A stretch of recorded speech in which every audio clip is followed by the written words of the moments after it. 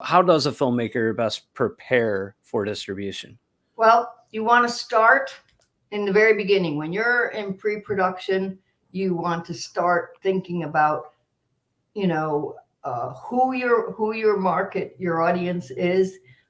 You want to start preparing your social media platforms. You can start with very basic things like our newest movie. The only thing I have up is a copy of the front page of the script.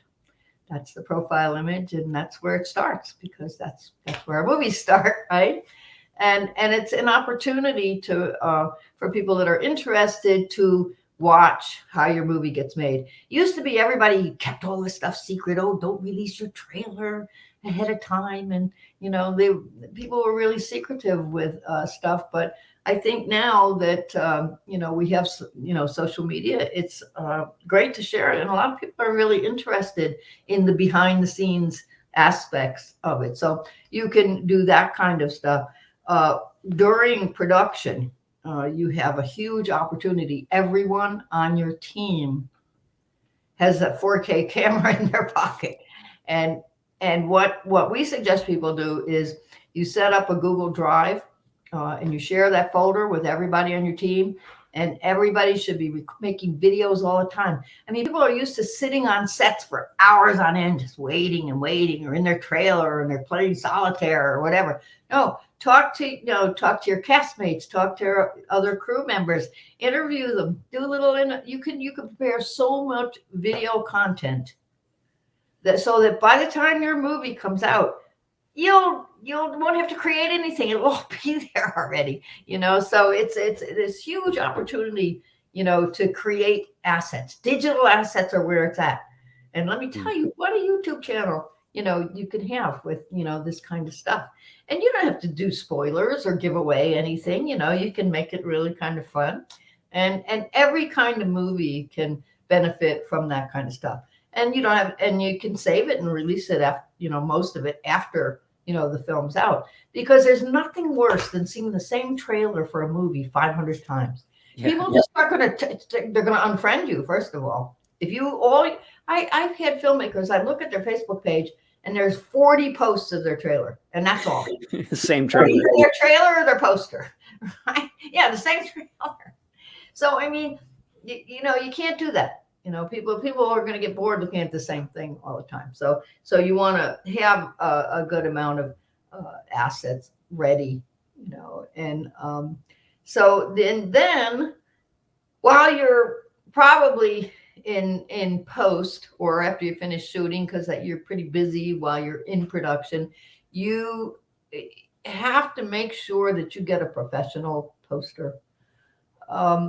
This is something I would say about half of the films that we get don't have a great poster. And a poster is the very, very first thing that people are going to see. If they're on sitting on their couch and they're flipping through rows of content, your poster has to be clickbait. Yeah. Okay. But it should reflect something about the movie. It can't be something that's nothing to do with the movie just to get an eyeball, because then people are going to get pissed off about that. So, you need to, have a poster that's really going to catch people's attention. The title art is critically important. It should be big and really show up.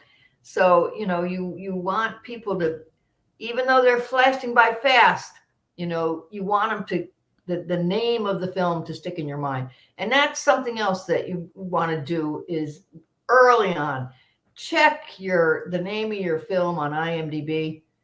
I just got a film. There are 14 other films with that title. Yeah. It's impossible, because what's going to happen is when somebody searches for that title, you're on the bottom of the list because you're the newest. Yeah. The ones that have been out and played and have lots of views for a long time, that's what's going to come up. Don't use the same name as a band. Or a super common word. Or a super common word. So the best titles are 1 or 2 word titles. That's the other thing. Don't make this big, long sentence for a title of your film. We've gotten a couple lately that are, one, they don't fit in the form. for the Hmm. platforms when we're doing the metadata.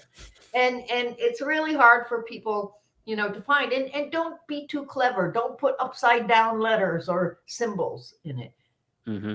It has to be searchable. It needs to be searchable. So really, you need to give a lot of thought to your title. And then your poster needs to be professional. And then your trailer has to be super fast moving. No dwelling on moments. It needs to really move. Even if it's a drama, on a serious drama, you can still make the trailer move. And the final tip is when you are doing your opening credits, do not list every person in front of the movie. No, if your people start watching your movie and 4 or 5 minutes have gone by and you're not in the movie yet, they're out of there. You need to engage immediately. You want the title, maybe the director, and 2 key actors. That's it. If that. Right. Yeah. Then you got to put everybody at the end.